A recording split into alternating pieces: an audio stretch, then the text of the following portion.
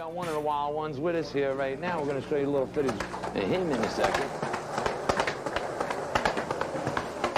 You're a young kid and you trust people who are putting stuff together. Your name, sir? Mike Vallely. So I went over and I watched him, and he had pretty good weight transfer, good dynamics. I thought it was like one of the biggest career mistakes anybody could ever make. I'm from way inland, so, you know, I just use my environment and just skate and make up tricks.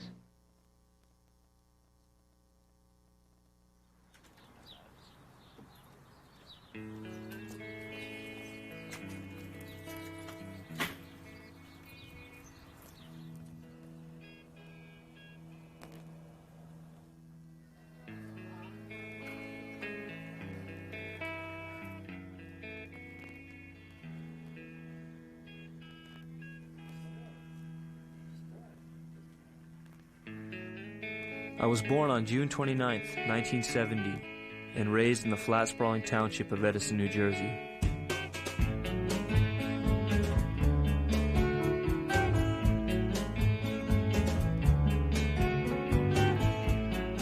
I grew up the middle child of a hard working class family.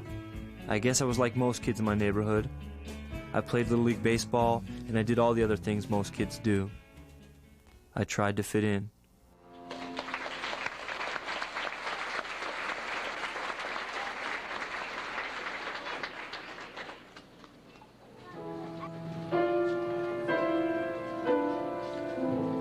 Love on the rocks, ain't no surprise. Pour me a drink and I'll tell you some lies. And as I dragged myself through my adolescence, through school, I grew further and further away from my peers and their ambitions, and began to feel more and more different and alone. That's when I discovered skateboarding. Tell us about it, Mike. Well, you see, it all started one day when I picked up a skateboard. For the first time in my life, I had direction, meaning, and purpose, and skateboarding gave that to me. When you're 14 years old, that's some important shit.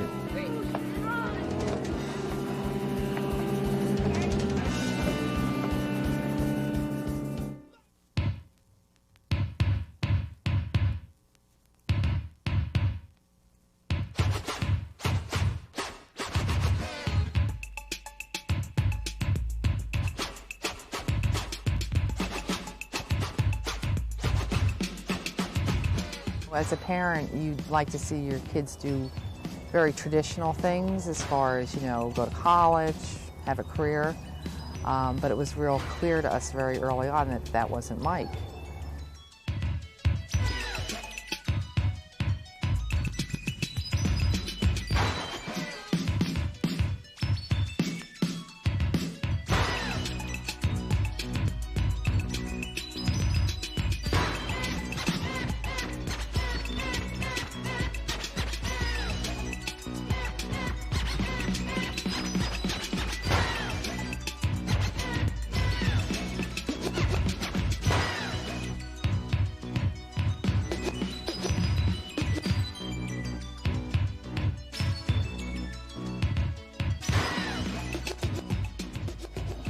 My first experience in the 80s, seeing someone perform very well on one of those old dinosaur boards, was Mike Vallely.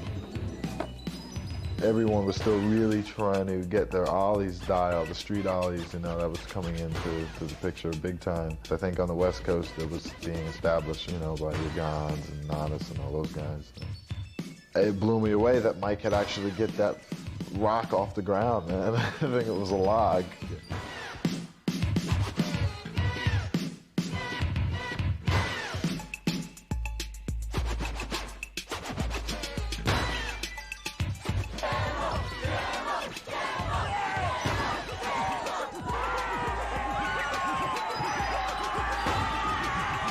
Mike was like this kind of icon from the next town over. I used to just hear rumors about him like doing crazy stuff, like jumping off cars, doing crazy inverts.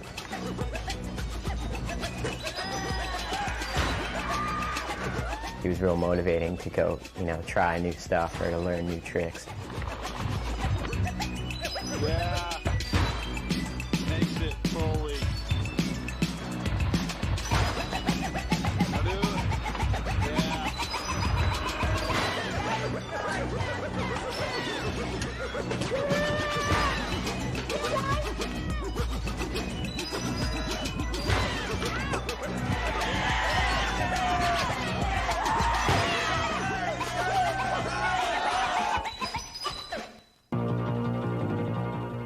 Outdoor Sports has skateboard fever, and it's hotter than ever. At TNF in Edison, you'll find only the biggest names in skateboards. Powell Peralta, Vision, or let TNF build you a sleek custom board from quality components. Check out the latest skateboard fashions, shoes, and protective gear. TNF has everything for high-performance skateboard action.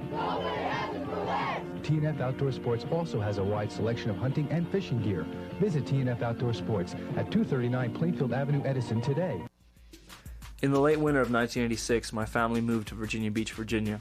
I just remember we were going to Virginia Beach contest, and it's same guys, same format, same thing. We've been doing the same thing, At one point, everything got focused from this big half pipe to this parking lot and focused on this one kid.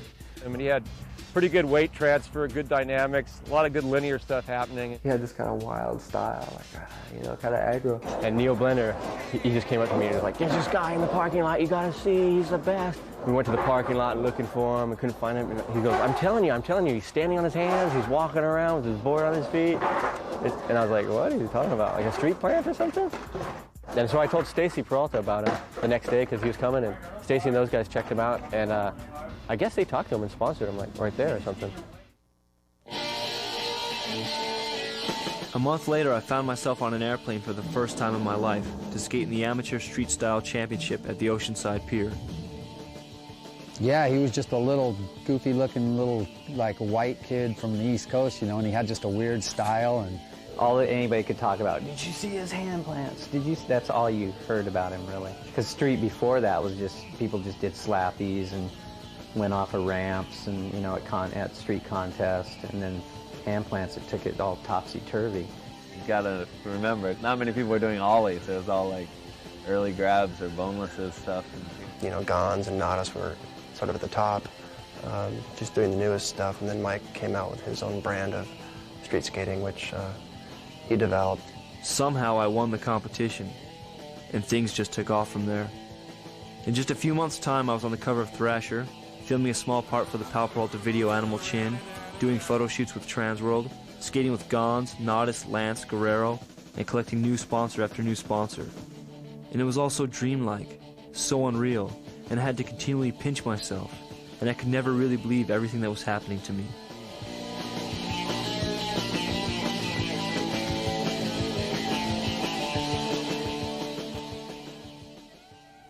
Looking back on it, what really put me on the map was a photo Grant Britton took of me with Mark Gonzalez and Nadas Coppice. The photo showed Mark pointing to a recently busted nose, and Nadas pointing to a cut I'd just gotten on my chin. But the skaters that saw the magazine took it as if they were pointing to the new member of their elite group of street skaters. We've got one of the wild ones with us here right now. We're going to show you a little footage of him in a second. Your name, sir? Mike Vallely. And where are you from, Mike? Edison, New Jersey.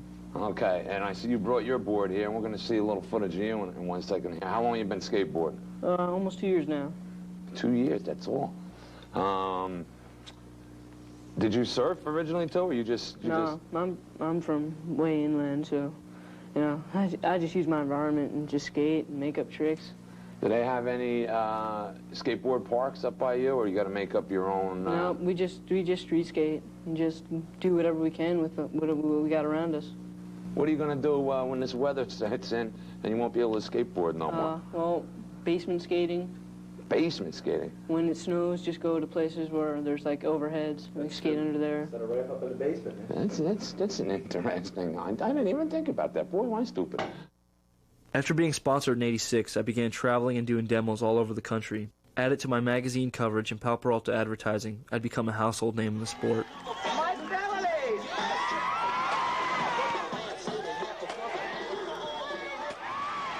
And so in 1987, I dropped out of school, and turn professional. The following summer, my pro model board was scheduled to come out, and so Stacy Peralta and Craig Stesick came to my hometown of Edison, New Jersey to film me for a feature part in the new Bones Brigade video, Public Domain.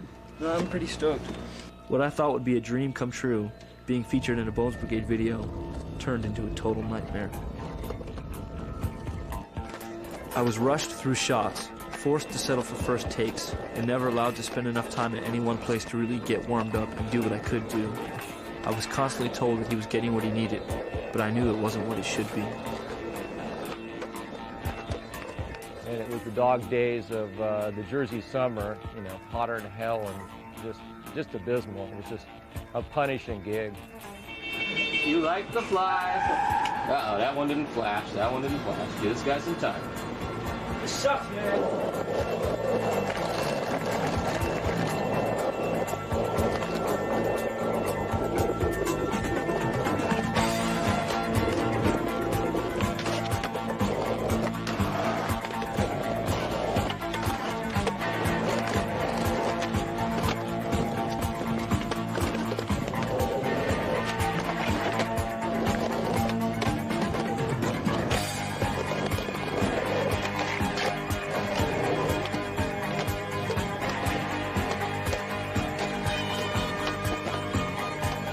During that period, there wasn't really any methodology behind any of it. I think we just kind of went out and did it. If there was a point at all in going to Washington, D.C., it was because they were arresting skaters at the Grant Memorial and forcing poor Mike to skate through this environment where, of course, it was completely illegal to skate anywhere. I'm sure was something that he wasn't pleased with.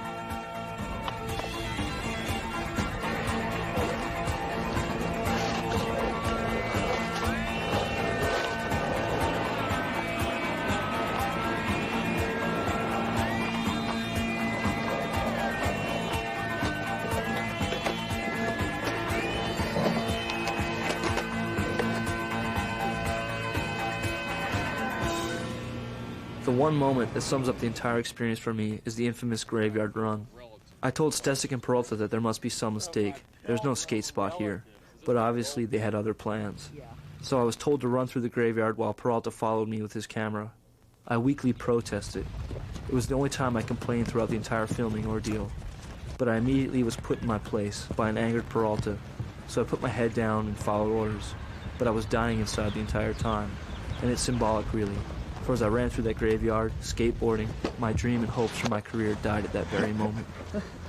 Okay. You're a young kid and you trust people who are putting stuff together and they have an idea and you just go with it and it's not you and you get dragged into it. Yeah, you got a lot of shit for that, constantly. I could see how you'd be bummed, for sure. Through the years, many people have talked highly of my skating Public Domain and referenced it as an important video and part for me. And it was. I've come to actually like the segment, and I reckon that Peralta did capture something in those 3 days. He captured an injured young man, trying his best to make the best of a bad situation. There's something about that that I've learned to like.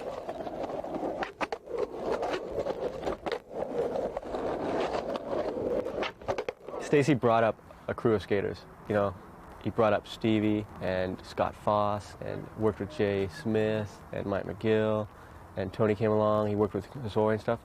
He had a little niche of guys that he really molded and helped, and I became one of them. And he spent a lot of his time and effort in that. And that was a long period of time, like 9 years, say. And then skateboarding is changing, and there's a new group coming up, street guys, and Mike was one of them. And obviously, Stacy couldn't go back where he was 9 years ago and go to the movies and skateboard with Mike and everything. Mike, I felt, always was kind of on his own. I quit Pal Peralta in February 1989 at a trade show in Long Beach. So, at the age of 18, after only a year and a half in the sport, I quit the biggest, the best skateboard team in the world to help start a small skater-owned and run company. And it was something that shook the skateboard world to its foundation. You want to know what I thought about Mike Vallely when he went to World? I thought it was a mistake. I thought it was like one of the biggest career mistakes anybody could ever make. My first interaction with Steve was at a demo in New Jersey in the fall of 1986. somehow we connected. And it was at this demo that Steve asked me to skate for Venture Trucks, as he was the team manager. So as things broke down with my relationship with Pal Peralta, why would I want to run through a graveyard? Never. Rocco was there to pick up the pieces and reassemble them. Started talking with Mike. Mike, you having troubles, huh? And he goes, yeah, I'm having troubles too. And so I'm thinking, well, he'd probably be kind of crazy just to start from ground level because no one had started their own company, really. And Mike's going, well, you know, what do you think? What do you think? Back and forth. And it kind of resolved like, if you will, I will. I was like, yeah, if you will, I will.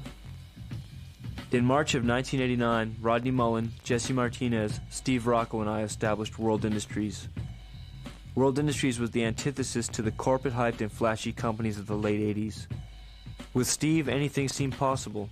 He did things differently, and it was a refreshing change. Rocco would just let everyone do whatever they wanted, and you could, you know. I mean, I did the World video just by, like, I asked him, are you guys going to do a video? And he's like, yeah, I want to. I've been trying to shoot stuff. And I was like, well, I'll do it. And he's like, okay.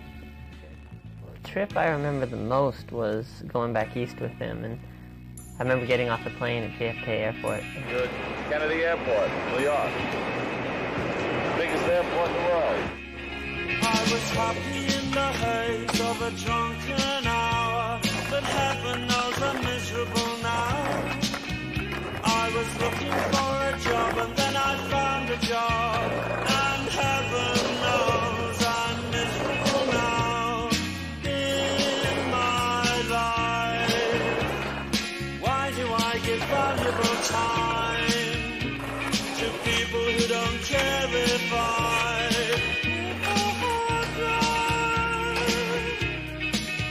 The biggest things I remember though is how mad he would get, really tense to be around him sometimes because he'd get super pissed off and like throw his board, or the other one he did a few times, which was he'd throw his board up in the air and punch it.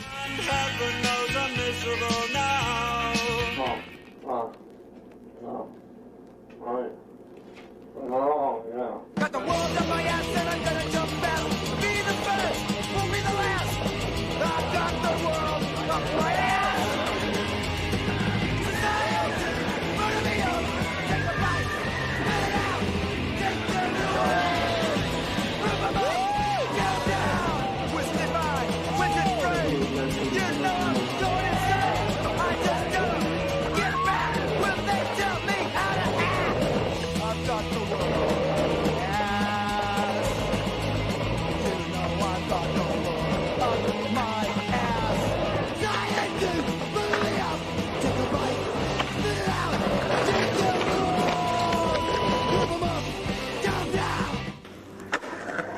What supposedly started as a company that had skateboarding's best interest in mind became overshadowed by Steve's political agenda, which I wanted nothing to do with. The politics bored me. Steve's disrespect for the sport disgusted me, and in my heart I knew I couldn't remain a part of World Industries in good faith. When I left World Industries, Rocco ran an advertisement in Transworld Skateboarding magazine, attacking my personal character and that of my girlfriend Anne, who's now my wife. This ad was mean. It was a blatant attempt at career assassination, and it almost worked. That was sort of the, you know, the incident that broke the camel's back in the sense that we really started to look at our advertising policy and what was acceptable, what wasn't, and the fact that what companies run as ads also reflect upon us.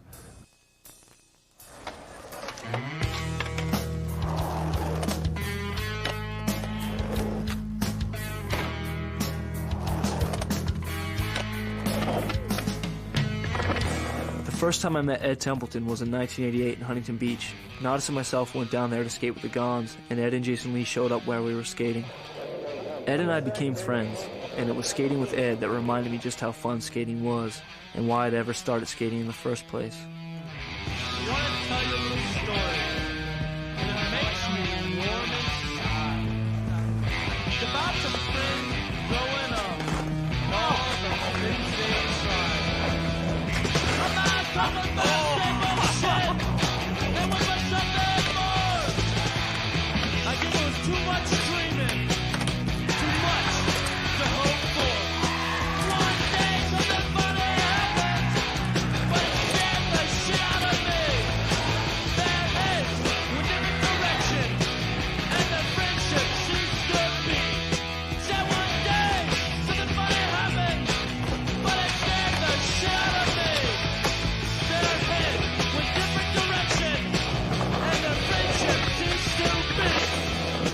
TV was all about good intentions and bad timing. And at this time in skateboarding, like, it really seemed like, you know, your career might be over because everything was like so based on the newest tricks and the newest guy and who was cool and who wasn't cool and stuff. And if you weren't in that group, it really seemed like you're done with, you know? Skateboarding's gravy days were over, and to start a new company in the darkness of the early 90s had failure written all over it. I was extremely in debt to the IRS at that time, and bad news just kept piling up. TV went from one backer to another and never realized any success in the market, and this put a real strain on Ed's and my relationship. Eventually it would lead to the company's demise, as well as the friendship Ed and I had known. It's something I really regret having happened. Ed and I had become friends and skated together for all the right reasons, but in the end, money and business bullshit drove us apart. We were better than that. A lot of things happened within a couple years. Losing a company, losing our friends, moving into his parents' house, getting pregnant, having a miscarriage. It was an overwhelming year. Just like, we grew up a lot that year. So much stuff went into perspective that year. The course my career had taken, the problems with TV, the fact that my wife was pregnant and we were dead broke, the IRS knocking on my door, all put an incredible amount of stress on me. And in the summer of 1992, I almost died from it. I internalized all of it, all the pain and stress, and eventually it ate me up inside, and I found myself in a hospital with a bleeding ulcer. It was a condition I had for some time, but fearfully ignored. All that I had been through had caught up to me, and the future was so uncertain, but I had a life to live, a baby on the way, and I felt I still owed skateboarding my best effort.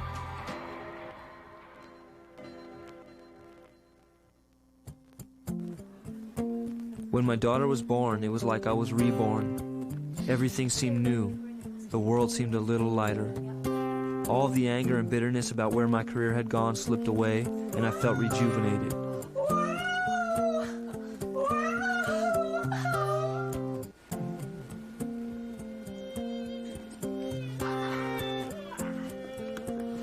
Her birth was the beginning of the rest of my life. In 1993, my career should have been over, but that was all the inspiration I needed. I went back to Pal Skateboards as determined as ever to make a difference, to make skateboarding fun again.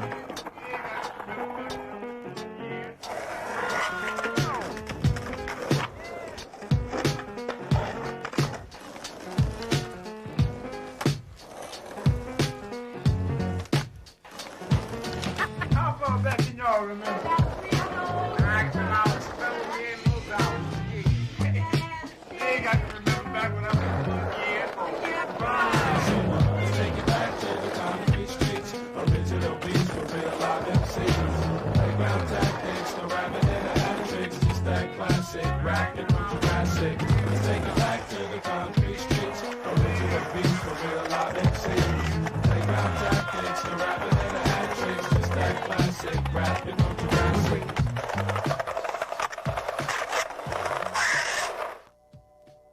I was with Pal for 4 years, the longest I'd ever been with a board company.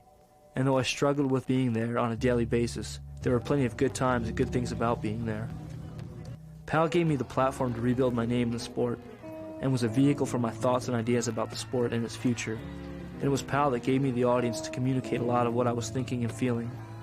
So as my name got stronger in the market, my ties to Pal and George became looser and looser.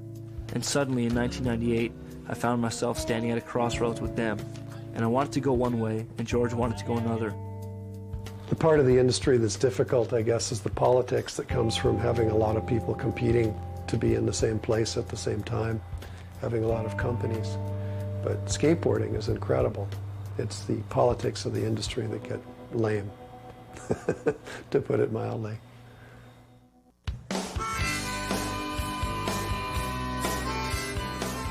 Leaving Pal was hard, but I didn't feel like I had any other choice, and so I pushed forward like I've always done before. I followed my heart.